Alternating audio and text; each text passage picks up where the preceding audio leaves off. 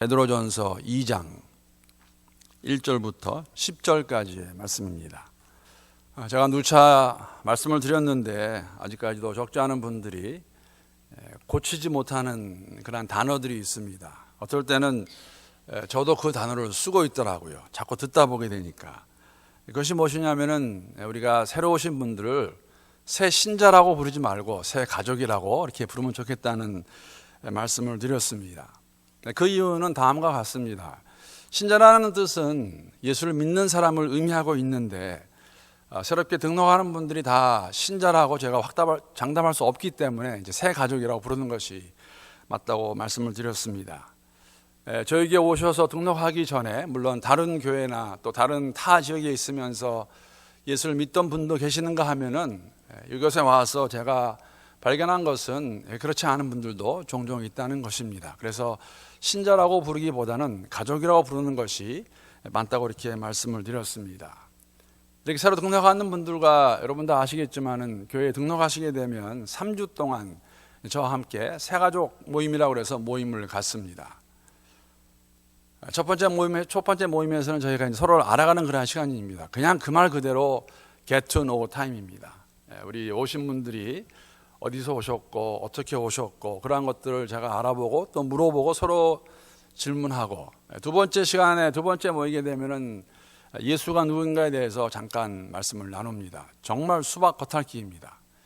그 다음에 마지막 모일 때는 교회는 무엇인가, 우리가 한 교회의 공동체의 지체가 되어서 살아가는 것이 무엇인가 아주 간단하게 그렇게 시간을 갖고 그것이 끝나고 나게 되면은 이제 교회에서는 두 클래스를 이렇게 오퍼하죠. 할 수 있다고. 하나가 뭐냐면 아직까지 세례받지 못하신 분들 세례받기 원하시면 확신반에 들어가셔서 다시 한번 신앙의 기초를 다짐하시고 세례받을 수 있는 그러한 시간을 마련하고, 또 세례받으시고 저기 등록하신 분들에게는 이제 예수라든지 교회라든지 그 외에 한 3가지 토픽을 더 가지고 Back to Basics를 여러분들 많이 택하셨는데 그 클래스를 이렇게 하시면 좋겠다고 권면을 드립니다. 그래서 택하시는 분들도 있습니다.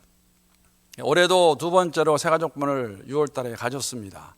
한 10분 정도가 그 반에 참여하시게 되셨는데, 여러분 얼마나 아시는지 모르겠지만은 새가족으로 등록하신 분들에게 제가 숙제를 드립니다. 숙제는 다른 것이 아니라 간증문을 제가 써라고 이렇게 말씀을 드립니다. 근데 어떤 분은 간증문 들으면은 간증문이 뭐냐고 물어보세요. 근데 간증문을 물어보는 분들이 다 처음 교회 오신 분들이 아니라 교회 다니다 오신 분들도 사실은 좀 의아해하면서 왜 이런 것을 써야 되나 그렇게 생각을 하게 됩니다. 간증문을 써오게 하는 이유는 한 가지입니다. 이분들의 신앙이 어느 상태에 있는 것인가. 더 자세히 말씀을 드리면 저에게 새로 등록하신 분들이 예수를 바로 알고 있는가. 다 아시겠지만 이분들이 다 인격적으로 예수를 만난 분인가 안 만난 분인가를 알아보기 위해서 간증문을 써라고 부탁을 드립니다. 신분의 문제죠. 여러분의 신분이 무엇입니까? 정체성이 무엇입니까? 저는 개인적으로 만약에 그러한 기회가 된다면 저는 모든 성도들에게 다 써라고 말하고 싶습니다. 제가 한번 읽어보고 싶습니다. 우리 교회 나오시는 모든 분들이 정말 예수를 개인적으로 바로 알고 섬기고 계시는가, 아니면은 잘 모르는 부분이라든지 아직까지 예수를 영접하지 아니하신 분들이 있다면은 그분들에게 예수에 대해서 더 개인적이라도 함께 나누고 싶은 심정이 저의 마음입니다.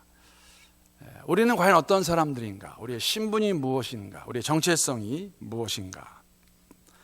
오늘 본문 9절 말씀을 통해서 저희가 우리의 신분이 무엇인지 알 수가 있습니다. 한마디로 말씀을 드리면 하나님의 백성으로 택함 받은 사람들이 그리스도인입니다. 이 말은 사실 베드로전서를 시작할 때 1장 2절 말씀에 나와 있었습니다. 1장 2절 말씀 제가 다시 한번 읽어보겠습니다.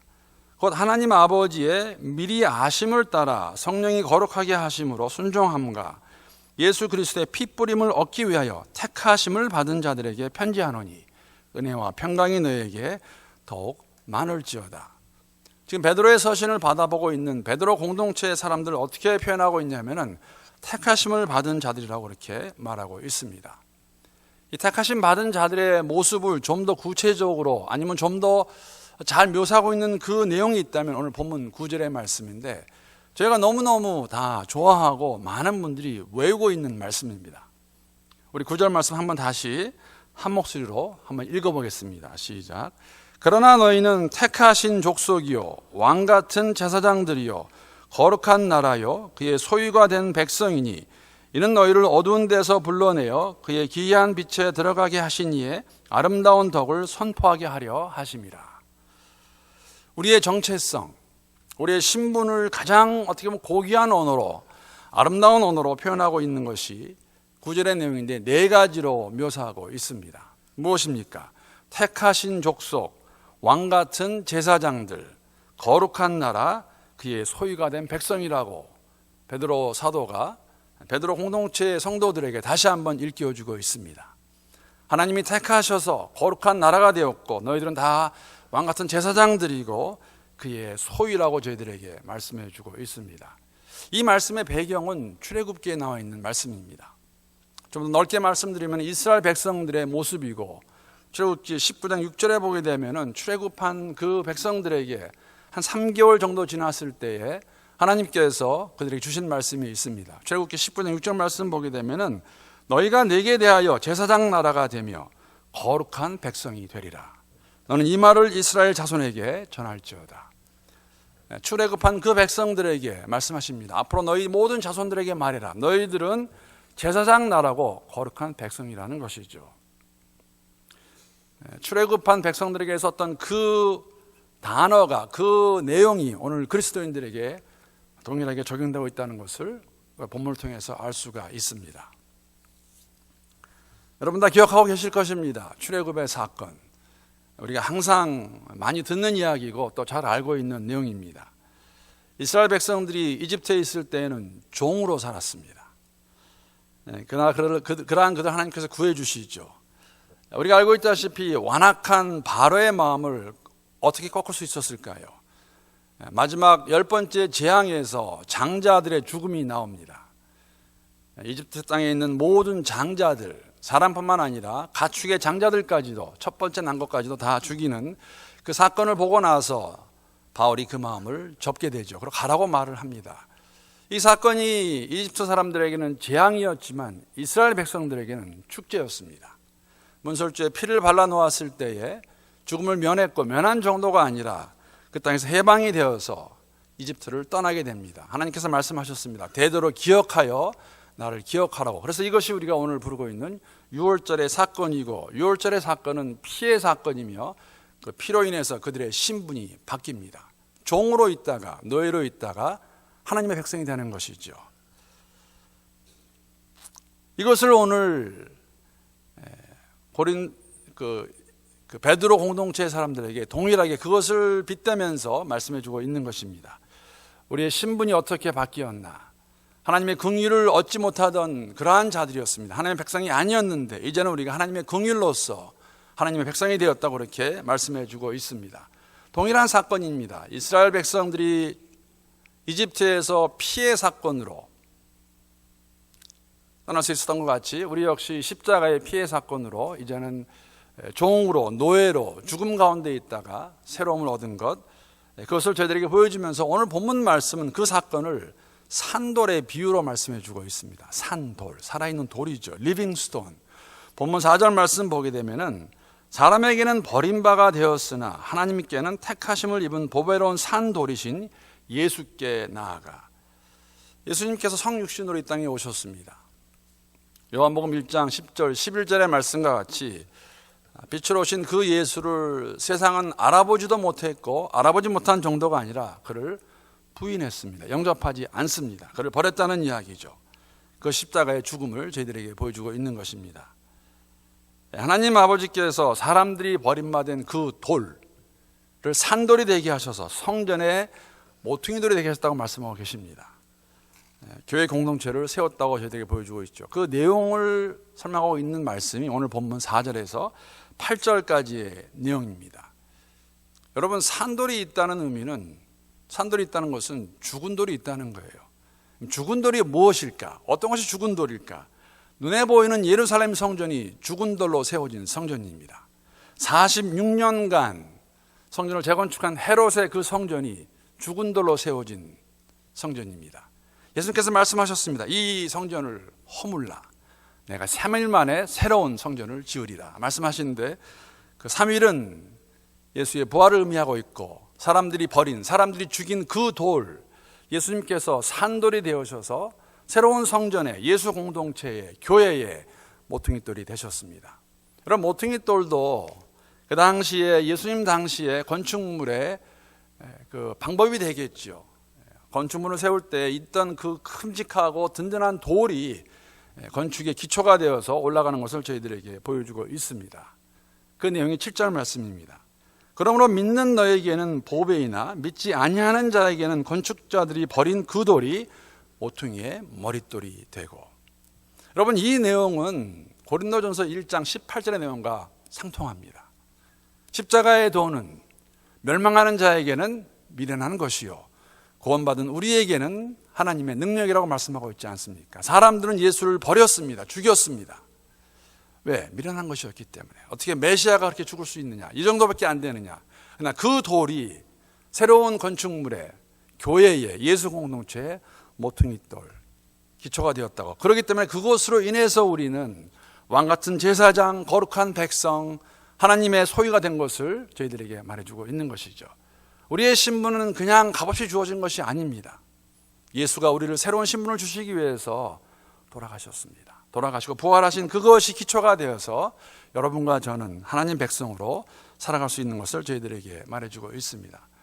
그래서 오늘 본문을 보게 되면, 그렇다면은 이러한 새로운 신분을 가진 우리들에게 합당한 삶의 모습은 무엇일까? 성경은 반복하게 저희들에게 말씀해 주고 있습니다. 예수를 믿는다는 것이 무슨 의미인가? 새로운 백성이라는 것, 하나님 백성이라는 것이 어떤 것을 의미하고 있는가? 베드로전서 1장 1절을 보게 되면은 다시 한번 우리에게 우리가 어떠한 자들인가 리마인드 해주고 있지요. 어떠한 자들입니까? 물론 베드로전서 1장 1절에는 그 당시 소아시아의 5군데의 도시를 말해가면서 말하고 있지만은 핵심은 거기에 있는 것이 아니라 그 후에 나오는 맨 1절 맨 마지막에 나오는 나그네입니다. 이 땅에서 나그네로 살아가는 자들이 예수의 제자로 살아가는 자들이라는 것이죠. 나그네로 살아가면서 우리가 어떻게 살아야 될 것인가, 그것을 오늘 본문 1절과 2절에서 아주 상세하게 저희들에게 말씀해 주고 있는데, 우리 함께 다시 한번 1절과 2절 말씀만 함께 읽도록 하겠습니다. 시작.